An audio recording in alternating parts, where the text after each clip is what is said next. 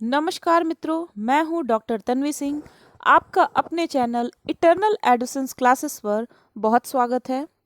मित्रों, आज मैं आप सभी के लिए लेकर आई हूं उत्तर प्रदेश लोक सेवा आयोग राजकीय इंटर कॉलेज प्रवक्ता परीक्षा 2017 का जो सामान्य अध्ययन का प्रश्न पत्र था, उनको व्याख्या सहित लेकर आई हूँ। इन प्रश्न पत्रों को लाने का मेरा पर्पज़ ये है कि आगामी आपके जितने भी एग्ज़ाम होने वाले हैं, जो लोक सेवा आयोग या आप ये कहें कि शिक्षक भर्ती में जो जीएस का पार्ट होता है, उसके लिए ये बहुत ही महत्वपूर्ण साबित होगा। और अगर आप एलटी ग्रेड की तैयारी कर रहे हैं तो एलटी ग्रेड में भी आपका 30 क्वेश्चन जीएस से आता है। तो मेरे मेरे अभी तक के अनुभव के आधार पे मैंने यह पाया कि ये जो प्रश्न होते हैं वो इन प्रश्न पत्रों से भी लिए जाते हैं। और सबसे बड़ी बात कि यहाँ से आपको तरीका पता चल जाएगा कि कहाँ कहाँ से प्रश्न पूछे जाते हैं, क्योंकि ये सारे प्रश्न जो होते हैं ये पीसीएस लेवल के पूछे जाते हैं। तो जो बच्चे शिक्षक भर्ती की तैयारी करते हैं वो अपना सब्जेक्ट ही स्ट्रांग करने के चक्कर में रह जाते हैं और ये वाला जो पार्ट होता है वो उनका कहीं ना कहीं छूट जाता है। तो इन प्रश्न पत्रों को सॉल्व करने से हम सभी ये पाएंगे कि प्रश्नों की प्रकृति कैसी है, कहाँ कहाँ से ज़्यादा प्रश्न पूछे जाते हैं। तो और ज़्यादा से ज़्यादा प्रश्नों को सॉल्व करके जाएंगे तो आपको मैं बहुत सारे प्रश्न पत्र सॉल्व कराऊंगी। तो हो सकता है 30 में 10-12 क्वेश्चन तो आपको ऐसे ही मिल जाए। थोड़ा सा चेंज कर देगा, लेकिन कहीं ना कहीं या तो व्याख्या से या तो प्रश्नों से ही वो प्रश्न मिल जाएंगे। तो आपको, अगर आप तैयारी कर रहे हैं एलटी ग्रेड की, जीआईसी की या असिस्टेंट प्रोफेसर की तैयारी कर रहे हैं, तो उसमें सब्जेक्ट के अलावा जो जीएस होता है वो बहुत ही महत्वपूर्ण भूमिका निभाता है। तो इसको बिल्कुल भी इग्नोर ना करें, हमारे साथ आज ही जुड़ जाइए। हमारे पास जितने भी प्रश्न पत्र हैं मैं उन सभी को सॉल्व कराऊंगी। हम जीएस के सारे प्रश्नों को व्याख्या सहित देखेंगे, करंट अफेयर के प्रश्नों को देखेंगे कि किस क्षेत्र से पूछा जा रहा है, उसी के हिसाब से नए प्रश्न जो आजकल के करंट में हैं उनको देखेंगे, और देखेंगे कि गणित और रीजनिंग के कैसे प्रश्न पूछे जा रहे हैं, उनको आप प्रैक्टिस कर लीजिएगा। तो चलिए ज़्यादा समय न नष्ट करते हुए आज से हम स्टार्ट करेंगे सामान्य अध्ययन के भी प्रश्नों को।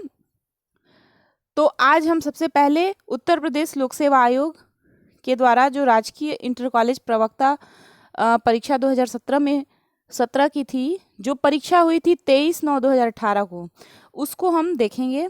तो चलिए, सबसे पहला प्रश्न पूछा था,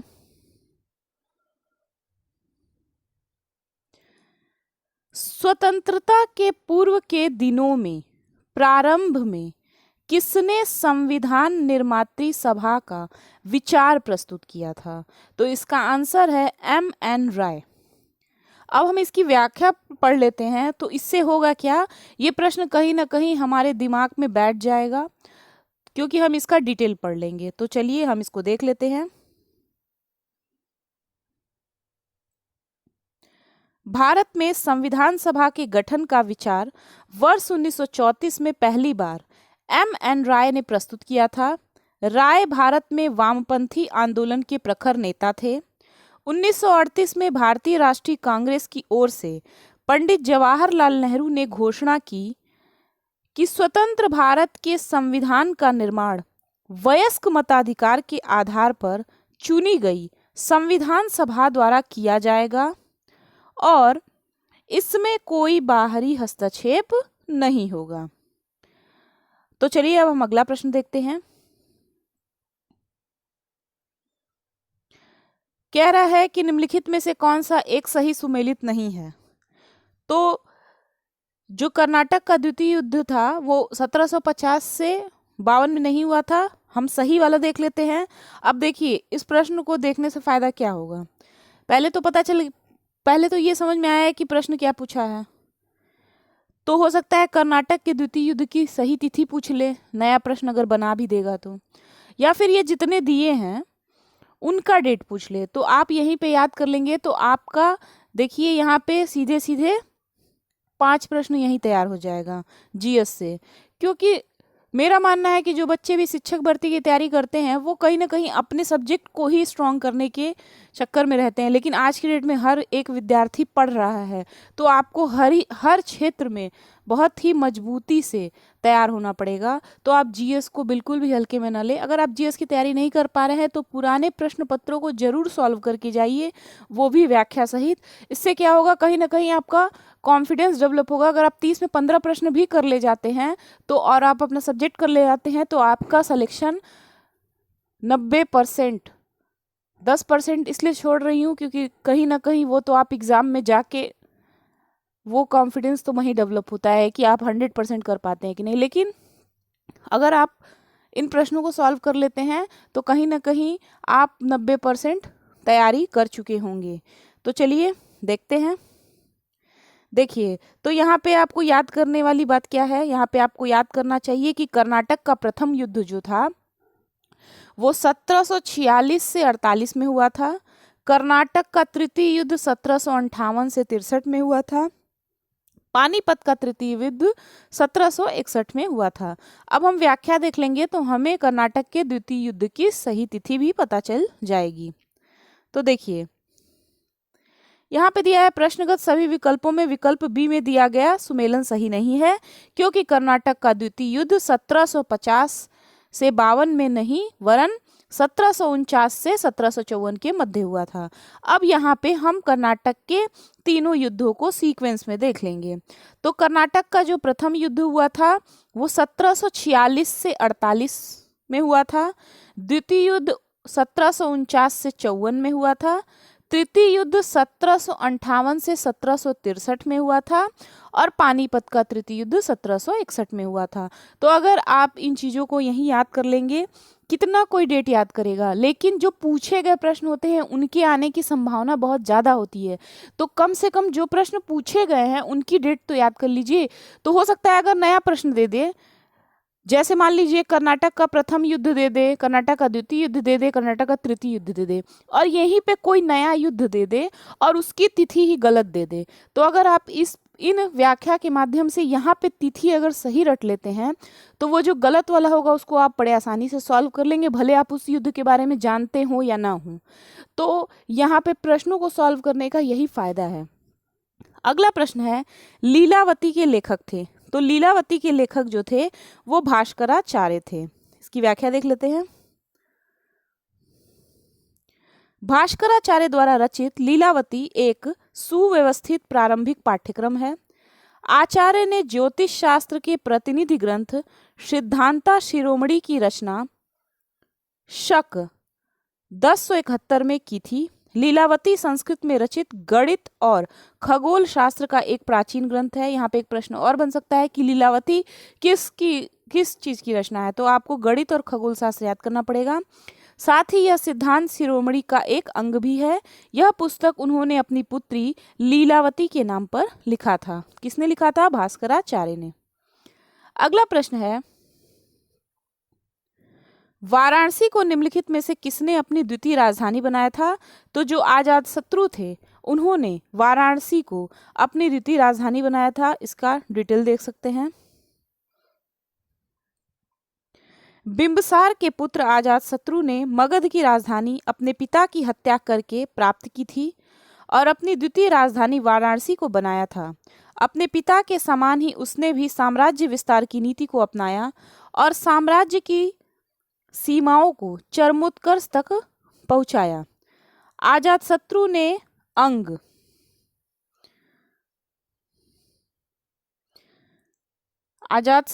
अंग, बिक्षवी, वज्जी, कोसल तथा काशी जनपदों को अपने राज्य में मिलाकर एक विशाल साम्राज्य को स्थापित किया था। गंगा और सोन नदी के संगम पर पाटलिपुत्र नगर की स्थापना उसी ने की थी। अगला प्रश्न है, ये सब प्रश्न देखिए एकदम पीसीएस लेवल के हैं। ये कहाँ से, और एक और आसान तरीका है ये टीचर वाला तैयारी करने का कि आप पीसीएस के प्रश्नों को उठा लीजिए, यूपी पीसीएस के प्रश्नों को उठा लीजिए। तो वहाँ से अगर आप सॉल्व करके आते हैं, चूंकि वहाँ पे बहुत सारे प्रश्न हैं, लेकिन अगर आप उसको भी तैयार कर लेते हैं तो आपका यहाँ पे 30 क्वेश्चन जो है वो कहीं ना कहीं कवर हो जाएगा। 30 नहीं कहेंगे क्योंकि उसमें मैथ्स और रीजनिंग के भी होंगे, तो वो 4-5 प्रश्न हटा देंगे, तो आपको ज़्यादा से ज़्यादा पूछे गए प्रश्नों को तैयार कर लेंगे तो आपका ये भी समस्या सॉल्व हो जाएगी। एका आंदोलन का प्रारंभ किया था, तो एका आंदोलन का प्रारंभ जो था उत्तर प्रदेश के हरदोई, बाराबंकी एवं अन्य स्थान के किसानों के द्वारा किया गया था। ये यूपी का जो भी एग्जाम दे रहे होंगे उनके लिए बहुत ही महत्वपूर्ण प्रश्न है। देखिए इसकी व्याख्या मैं पढ़ती हूँ। उत्तर प्रदेश के हरदोई, बाराबंकी, बहराइच एवं सीतापुर जिले में लगान में वृद्धि एवं उपज के रूप में लगान वसूली को लेकर अवध के किसानों के द्वारा किया गया आंदोलन एका आंदोलन के नाम से जाना जाता है। इस आंदोलन में कुछ जमींदार भी शामिल थे। इस आंदोलन के प्रमुख नेता मदारी पासी और सहदेव थे। तो यहाँ नया क्वेश्चन बनेगा, तो ये बन सकता है कि इस आंदोलन के प्रमुख नेता कौन थे, तो आपको याद करना पड़ेगा मदारी पासी और सहदेव। अगला प्रश्न है, भारत के राज्यों में प्रस्तावित आणविक शक्ति केंद्रों से संबंधित निम्नलिखित युग्मों में से कौन सही सुमेलित नहीं है। तो जैतापुर महाराष्ट्र ये सुमेलित है, मीठी विंडी गुजरात ये भी सुमेलित है, और कविड्डा आंध्र प्रदेश ये भी सुमेलित है, लेकिन हरिपुर हरियाणा ये सुमेलित नहीं है। यहाँ पे देख लेते हैं, हरिपुर हरियाणा में नहीं, पश्चिम बंगाल के मेदिनीपुर जिले में स्थित परमाणु ऊर्जा संयंत्र है। यह रूस के सहयोग से स्थापित होने वाला परमाणु संयंत्र है। तो आपको याद हो जाएगा कि हरिपुर जो है वो पश्चिम बंगाल के मेदिनीपुर जिले में स्थित परमाणु ऊर्जा का संयंत्र है। अगला प्रश्न है, निम्नलिखित में से कौन सा द्वीप अपने लवण पटल संसाधनों के लिए जाना जाता है। तो इसका आंसर है सेंट मार्टिन द्वीप। सेंट मार्टिन द्वीप उत्तर पूर्वी कैरेबियन सागर में स्थित है। इस द्वीप को नवंबर 1493 को क्रिस्टोफर कोलंबस ने खोजा था। द्वीप का दक्षिणी हिस्सा अपने तटीय लैगून और लवण पटल संसाधनों के लिए प्रसिद्ध है। अगला प्रश्न है, निम्नलिखित में से कौन सी नदी भ्रंश घाटी से होकर प्रवाहित होती है। तो जो तापी नदी है वो भ्रंश घाटी से होकर प्रवाहित होती है। इसकी व्याख्या देख लेते हैं। ताप्ती नदी भ्रंश घाटी से होकर प्रवाहित होने वाली पश्चिमी भारत की नदी है। यह मध्य प्रदेश राज्य के बैतूल जिले के मुल्ताई से निकलकर सतपुड़ा पर्वत प्रक्षेपों के मध्य से पश्चिम की ओर बहती हुई महाराष्ट्र के खानदेश के पठार एवं सूरत के मैदान को पार करती है और अरब सागर में गिरती है। यह भारत की उन नदियों में सम्मिलित है जो पूर्व से पश्चिम की ओर बहती हैं एवं एस्चुरी बनाती हैं। अगला प्रश्न है, मौलिक अधिकारों की अवधारणा ली गई है। तो मौलिक अधिकारों की अवधारणा जो है यूएसए के संविधान से ली गई है। इसकी व्याख्या देख लीजिए। संविधान के भाग 3 में अनुच्छेद 12 से 35 तक मूल अधिकारों का विवरण है। मौलिक अधिकारों की अवधारणा यूएसए के संविधान से ली गई है। संविधान के भाग 3 को भारत का मैग्ना कार्टा भी कहा जाता है। यहाँ पे एक प्रश्न और बन गया। मूल अधिकारों को यह नाम इसलिए दिया गया क्योंकि इन्हें संविधान द्वारा गारंटी एवं सुरक्षा इन्हें संविधान द्वारा गारंटी एवं सुरक्षा प्रदान की गई है, जो राष्ट्र कानून का मूल सिद्धांत है। ये मूल इसलिए भी हैं क्योंकि ये व्यक्ति के बहुमुखी विकास, भौतिक, बौद्धिक, नैतिक एवं आध्यात्मिक के लिए आवश्यक हैं। अगला प्रश्न है, भारत का राष्ट्रपति चुना जाता है। तो जो भारत का राष्ट्रपति है वो संसद एवं राज्य विधानसभाओं के सदस्यों के द्वारा चुना जाता है। अब इसका हम डिटेल देख लेते हैं यहीं पे। संविधान के भाग 5 के अनुच्छेद 52 से 78 तक संघ की कार्यपालिका का वर्णन है। संघ की कार्यपालिका में राष्ट्रपति, उपराष्ट्रपति, प्रधानमंत्री शामिल होते हैं। राष्ट्रपति भारत का राज्य प्रमुख होता है और राष्ट्रपति का निर्वाचन जनता प्रत्यक्ष रूप से नहीं करती, बल्कि एक निर्वाचन मंडल के सदस्य द्वारा उसका निर्वाचन किया जाता है, जिसमें निम्न लोग शामिल होते हैं। संसद के दोनों सदनों के निर्वाचित सदस्य। यहाँ पे आप लोगों को ध्यान रखना है, जो अगर लिख दिया कि सभी सदस्य तो गलत हो जाएगा। जो 12 मनोनीत होते हैं वो इसमें भाग नहीं लेते हैं, ठीक है, ये ध्यान रखिएगा। तो जो निर्वाचित होते हैं वही भाग लेते हैं। तो संसद के दोनों सदनों के निर्वाचित सदस्य, राज्य विधानसभा के निर्वाचित सदस्य तथा केंद्र शासित प्रदेशों दिल्ली व पुडुचेरी विधानसभाओं के निर्वाचित सदस्य। अगला है, निम्नलिखित में से कौन सा अनुच्छेद राज्य सरकार को ग्राम पंचायतों का गठन करने के लिए निर्देशित करता है? तो इसका आंसर होगा अनुच्छेद 40। इसको देख लीजिए। संविधान के भाग 4 में राज्य के नीति निर्देशक तत्व के अंतर्गत अनुच्छेद 40 में राज्य सरकार को ग्राम पंचायतों के गठन करने के लिए निर्देशित किया गया है। बलवंत राय मेहता समिति के सिफारिशों के बाद 73वें संविधान संशोधन अधिनियम 1992 के द्वारा भारत के संविधान में एक नया खंड 9 जोड़ा गया, जिसे पंचायतें नाम से उल्लिखित कर इसे संवैधानिक दर्जा प्रदान किया गया।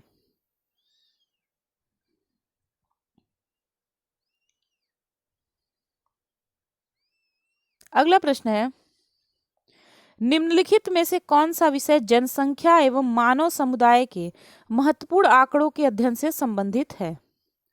तो इसमें जो जनांकिकी है ये संबंधित है। इसकी व्याख्या देख लेते हैं। जनसंख्या एवं मानव समुदायों के महत्वपूर्ण आंकड़ों के अध्ययन को जनांकिकी कहा जाता है।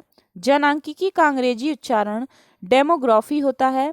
इस शब्द का सर्वप्रथम प्रयोग फ्रांसीसी लेखक ऑशिले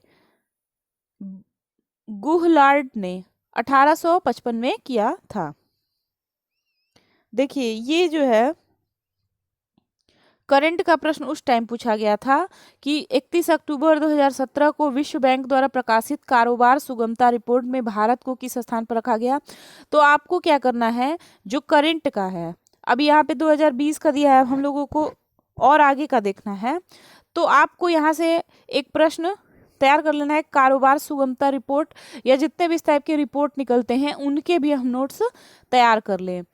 तो देखिए 2020 में जो निकला था कारोबार सुगमता रिपोर्ट, उसमें विश्व बैंक द्वारा जारी कारोबार सुगमता रिपोर्ट में भारत ने लंबी छलांग लगाई और 63वें स्थान पर पहुंच गया। ठीक है, तो अब हमको 21 का देखना है और एग्जाम अगर हमारा और भी आगे चला जाएगा तो हमको 22 का देखना रहेगा। तो इस तरह से ही आप वीडियो देखिए और यहाँ से प्रश्नों को नोट भी कर लीजिए कि यहाँ से हमको क्या खोजना है। अगर आप खोज के याद करेंगे तो आपको कभी भूलेगा भी नहीं। तो यहाँ पे हम करंट प्रश्नों की प्रकृति देखते चलेंगे कि आप कितना करंट पढ़ेंगे।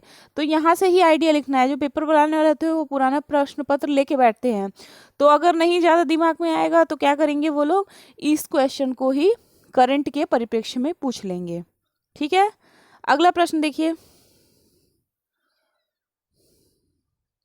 निम्नलिखित में से किसे 15वें वित्त आयोग का अध्यक्ष नामित किया गया। तो ये था 17 वाला उस समय।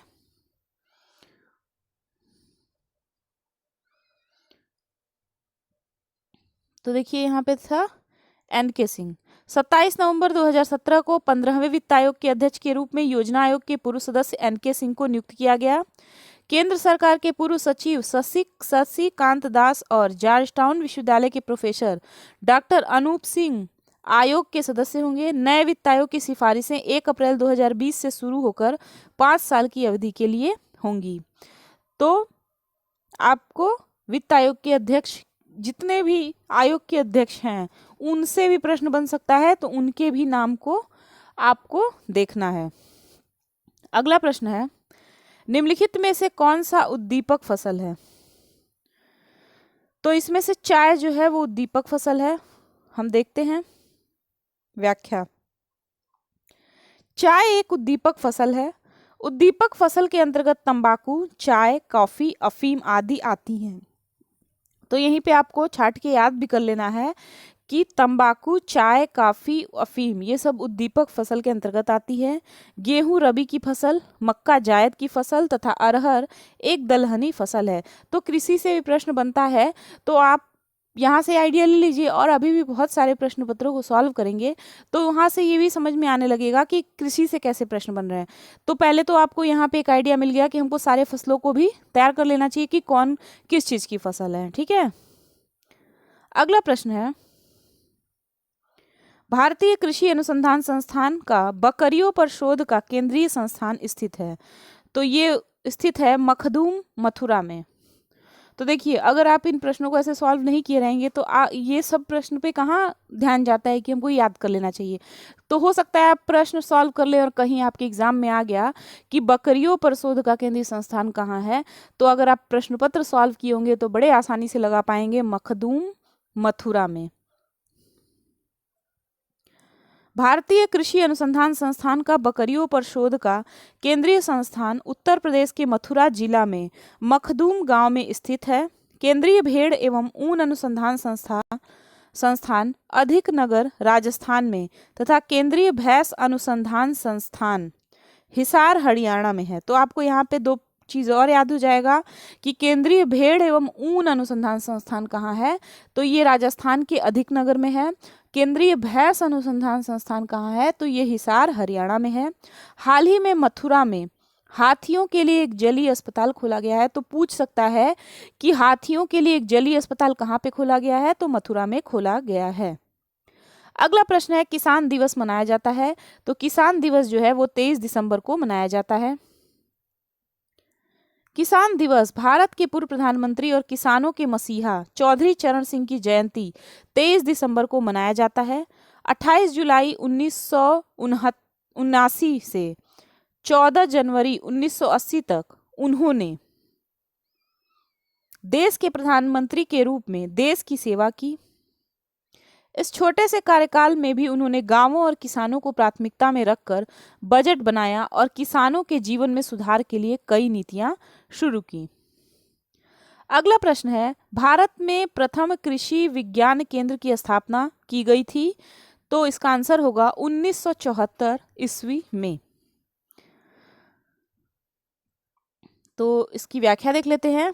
भारतीय कृषि अनुसंधान परिषद ने कृषि के प्रसार के लिए भारतवर्ष में प्रथम कृषि विज्ञान केंद्र पायलट आधार पर तमिलनाडु कृषि विश्वविद्यालय कोयम्बटूर के प्रशासनिक नियंत्रण के अधीन पुडुचेरी में 1974 में स्थापित किया था।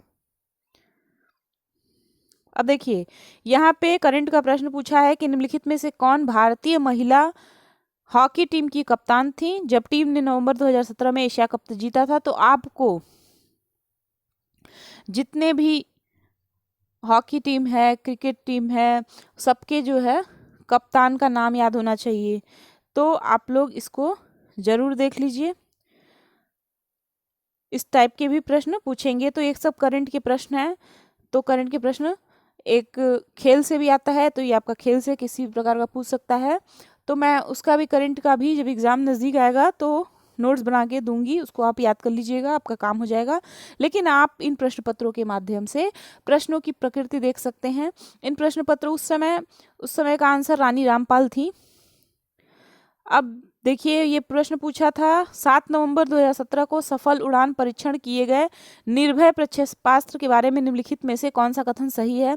तो चूंकि ये 2017 का प्रश्न है, हमारे लिए इम्पोर्टेंट नहीं है, तो इससे आपको विज्ञान और प्रौद्योगिकी के जो भी करंट के इवेंट हैं या जो भी इस तरह के प्रक्षेपण वगैरह हुए हैं वो बहुत इंपॉर्टेंट होगा। तो उस टाइप के भी प्रश्न बन सकते हैं, तो इस टाइप के भी देख लेंगे।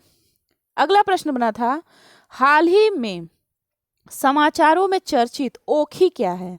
तो ओखी क्या था, उस टाइम चर्चा में था। तो आपको यहाँ से एक मतलब आपके दिमाग में ये भी आ जाएगा कि इस टाइप के अगर चर्चित वर्ड मतलब शब्द जो है अगर चर्चा में है तो उसको भी आपको लिखना चाहिए, क्योंकि वो भी पूछ सकता है। तो उसमें चर्चित व्यक्ति आ जाते हैं, चर्चित स्थान आ जाता है, चर्चित महिला आ जाती हैं, तो उसको अगर आप याद कर लेंगे तो पूछ देता है। तो अब उस टाइम जो लोग बहुत टीवी भी देखते होंगे उनको पता होगा।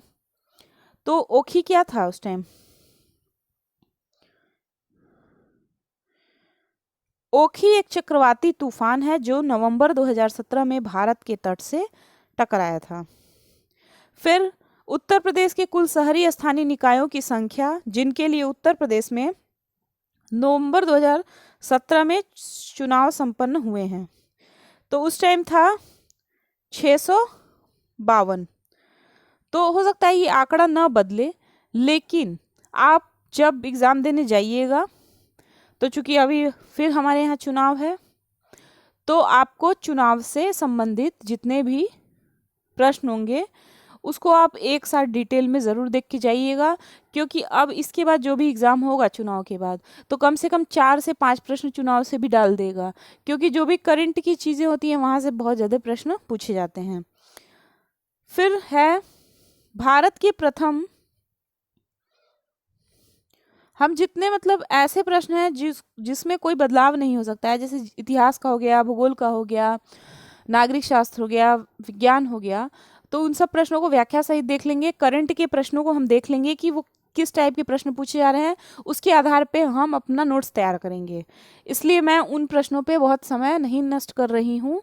आपको एक तरीका दिया जा रहा है कि इस टाइप के प्रश्नों को आपको तैयार करना है, जैसे खेल से देख लिए, विज्ञान एवं प्रौद्योगिकी से देख लिए, उत्तर प्रदेश का करंट देख लिए। तो ऐसे ऐसे प्रश्नों को हम बस आइडिया लेंगे कि किस टाइप के हमको नोट्स बनाने हैं, और उसके अलावा जितने भी जीएस के प्रश्न पूछे हैं उनको हम व्याख्या सहित देख लेंगे, तो हमारी तैयारी बहुत अच्छी हो जाएगी।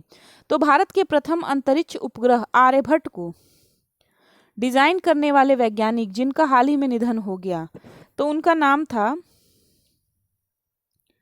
Professor U.R. राव। तो ये हम देख लेते हैं, ये प्रश्न ऐसे भी पूछ सकता है कि आर्यभट्ट को डिजाइन करने वाले वैज्ञानिक का नाम क्या था। तो ये उस टाइम के करंट का प्रश्न था, लेकिन अब ये सामान्य अध्ययन का प्रश्न हो जाएगा कि पूछ सकता है कि वैज्ञानिक का क्या नाम था। तो प्रोफेसर U.R. राव, इनके बारे में हम देख लेते हैं। भारत के प्रथम अंतरिक्ष उपग्रह आर्यभट्ट को डिजाइन करने वाले वैज्ञानिक प्रोफेसर U.R. राव थे, जिनका हाल ही में निधन हो गया। 1976 में पद्म भूषण और 2017 में पद्म विभूषण से सम्मानित प्रोफेसर राव का 24 जुलाई 2017 को देहांत हुआ। इनके द्वारा डिजाइन किए गए उपग्रह आर्यभट्ट को Indian Space Research Organisation ISRO ने सोवियत यूनियन यानी रूस की मदद से अंतरिक्ष में प्रक्षेपित किया था। फिर ये प्रश्न है, भारत सरकार द्वारा प्रारंभ किया गया मिशन इंद्रधनुष कार्यक्रम किससे संबंधित है। तो ये पूछता है क्योंकि इसका कार्य वो बढ़ते जा रहा है टाइम, तो आपको ये याद होना चाहिए कि जो मिशन इंद्रधनुष है वो बच्चों के टीकाकरण से संबंधित है।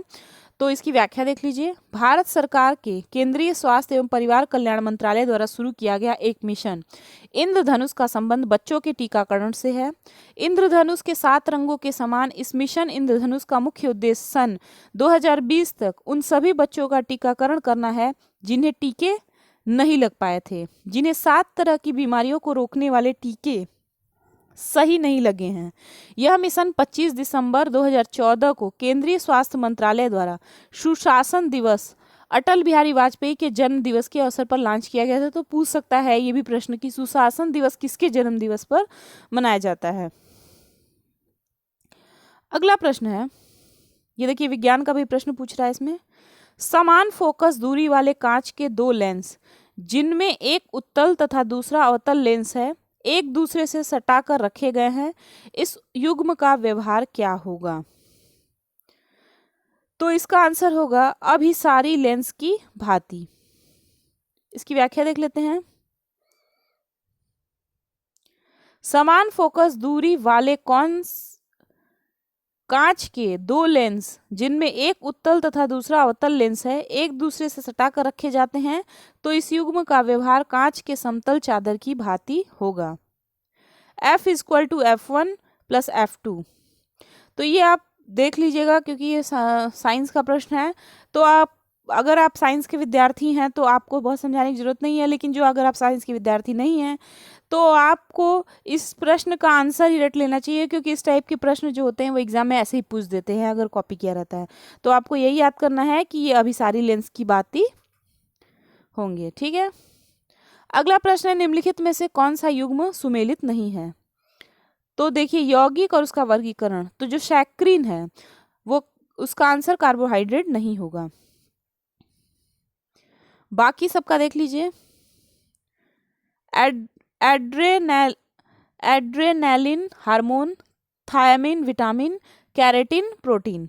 ठीक है, इसको देख लीजिए। प्रश्नगत सभी विकल्पों में से विकल्प ए में दिया गया सुमेलन सही नहीं है, क्योंकि सैक्रिन कोई कार्बोहाइड्रेट नहीं होता, बल्कि यह एक कार्बनिक यौगिक है जो कृत्रिम मिठास का आभास कराता है, जबकि इसमें कोई भोजन ऊर्जा नहीं होती। यह सफ़ेद क्रिस्टलीय पाउडर जैसे दिखाई पड़ता है और आमतौर पर चीनी के विकल्प के रूप में प्रयोग किया जाता है। यह नियमित चीनी की तुलना में लगभग 300 से 400 गुना अधिक मीठा होता है। अब देखिए, गणित के प्रश्नों को और रीजनिंग के प्रश्नों को मैं पढ़ दूंगी, उसका आंसर बता दूंगी, आप उसको प्रैक्टिस कर लीजिएगा। हम यहाँ पे प्रश्नों की प्रकृति बताएंगे आपको। 13 क्रमागत विषम संख्याओं का औसत 51 है। इनमें सबसे बड़ी विषम संख्या है, तो इसका आंसर होगा 63। तो आप इसको सॉल्व कर लीजिएगा। इन प्रश्नों को भी अगर आप सॉल्व करके चले जाएंगे तो हो सकता है ये भी प्रश्न आपको ऐसे ही मिल जाए। फिर अगला प्रश्न है, इसके गणित के प्रश्न थोड़े कठिन पूछते हैं, तो अगर आप इन प्रश्नों की भी प्रैक्टिस करके जाएंगे तो एक आपका कॉन्सेप्ट बन जाएगा। अब जैसे गणित और विज्ञान के विद्यार्थी हैं वो कर ले जाएंगे, कॉमर्स वाले भी कर ले जाएंगे, लेकिन अब जो हिंदी, संस्कृत या ऐसे विषय से तैयारी करते हैं जिनका गणित से बहुत दूर दूर तक लेना देना नहीं होता है, उनको बड़ी परेशानी होती है इन टाइप के प्रश्नों को सॉल्व करने में। तो मैं ये नहीं कह रही हूँ कि आप गणित लेके पूरा पढ़िए, आप बस जिस टाइप के प्रश्न पूछा है वैसे ही कुछ प्रश्नों को सॉल्व करके जाइए। हो सकता है कि इन आंकड़ों में बस थोड़ा बहुत हेर फेर कर दे और आपको प्रश्न वैसे ही मिल जाएं। तो 1.8 मीटर लंबी एक ऊर्ध्वाधर छड़ जमीन पर 45 सेंटीमीटर की परछाई निरूपित करती है। उसी समय 6 मीटर ऊंचे एक स्तंभ की परछाई की लंबाई होगी। तो इसका आंसर मैं बता देती हूँ, इसको आप सॉल्व कर लीजिएगा। इसका आंसर होगा 1.5 मीटर। अगर आप नोट नहीं कर पाए हैं तो आप इस प्रश्न का स्क्रीनशॉट ले सकते हैं। अगला प्रश्न है, एक समबाहु त्रिभुज की प्रत्येक भुजा 8 सेंटीमीटर है, इसका क्षेत्रफल बराबर होगा। प्रश्न देख लीजिए, एक समबाहु त्रिभुज की प्रत्येक भुजा 8 सेंटीमीटर है, इसका क्षेत्रफल बराबर होगा 16√3 सेंटीमीटर। ठीक है, तो इसका भी आप स्क्रीनशॉट ले लीजिए, इसको भी सॉल्व कर लीजिएगा। तो इस टाइप के प्रश्नों को अगर आप सॉल्व करके जाएंगे तो हो सकता है आपको ऐसे ही प्रश्न मिल जाए। फिर है, जब संख्या n को 6 से विभाजित किया जाता है तो शेषफल 4 प्राप्त होता है। 3n को 6 से विभाजित करने पर शेषफल प्राप्त होता है। तो इसका आंसर होगा 0। तो गणित के देखिए, आपने 1 2 3 4 प्रश्न गणित के इसमें पूछ दिया है। कभी कभार ऐसा हमेशा नहीं होता है, हो सकता है इसमें रीजनिंग भी पूछ दे, कभी हो सकता है। अब जैसे इस वाले प्रश्न पत्र में केवल गणित पूछ दिया है, तो गणित के विद्यार्थियों के लिए तो अच्छा है, बाकी ये प्रश्न देखने से ही लग रहे हैं कि सामान्य विद्यार्थी नहीं लगा पाएगा। तो इससे डरने की जरूरत नहीं है। आप जीएस करंट के जो पार्ट है उनको अच्छे से तैयार करके जाइए, और गणित और रीजनिंग के जैसे प्रश्न पूछे गए हैं उन्हीं प्रश्नों को आधार बनाकर प्रैक्टिस करके जाइए। अगर आपका लक साथ दिया तो आप उन प्रश्नों को सॉल्व कर पाएंगे। तो इस प्रकार आप देखेंगे कि जीआईसी हुआ या एलटी हुआ या लोक सेवा आयोग द्वारा आयोजित असिस्टेंट प्रोफेसर की जो भी परीक्षा होती है, जितनी भी इस टाइप की परीक्षाएं होती हैं जिसमें 30 प्रश्न या 40 प्रश्न जो है वो सामान्य अध्ययन के डाल देते हैं, वो सामान्य विद्यार्थियों के लिए करना बड़ा मुश्किल होता है। तो इसका भी तरीका है कि आप पिछले प्रश्न पत्रों को अगर सॉल्व करके जाते हैं तो आपको 10 से 15 प्रश्न, अगर 10 प्रश्न आप एकदम सही सही सॉल्व कर लिए तो आपका कॉन्फिडेंस ऐसे ही बढ़ जाएगा, 4-5 क्वेश्चन और भी सही हो जाएंगे। तो आपको 15 से 17 क्वेश्चन बड़े आराम से सॉल्व हो जाएगा, और तब जब आप सब्जेक्ट करेंगे तो आपका कॉन्फिडेंस बहुत ही ज़्यादा डेवलप हो जाएगा और आप बहुत अच्छे से प्रश्न पत्रों को सॉल्व कर पाएंगे। तो हमारे चैनल के साथ बने रहिए। हम सामान्य अध्ययन चूँकि हर विषय के विद्यार्थी के लिए अनिवार्य है, तो चाहे वो गणित का हो, चाहे वो विज्ञान का हो, चाहे राजनीति शास्त्र, किसी भी विषय से अगर आप तैयारी कर रहे हैं तो ये वीडियो आप सभी के लिए बहुत ही महत्वपूर्ण है। तो आप हमारे चैनल के साथ जुड़े रहिए। अगर आपने हमारे चैनल को सब्सक्राइब नहीं किया है तो इसे ज़रूर सब्सक्राइब करें, क्योंकि हमारे पास अभी बहुत सारे पेपर हैं। आज तो ये मैंने पहला पेपर डाला है, तो मेरे पास जितने भी पेपर हैं मैं सबके वीडियो बनाकर डाल दूँगी। आप खाना बनाते समय, खेलते समय, सोते समय, जब भी आपका मन करे तो आप बस कुछ चला भी देंगे वीडियो को, तो कान में जाते रहेगा, तो भी आपका सामान्य अध्ययन तैयार हो जाएगा। आशा करती हूँ कि ये वीडियो आप सभी को बहुत अच्छा लगा होगा।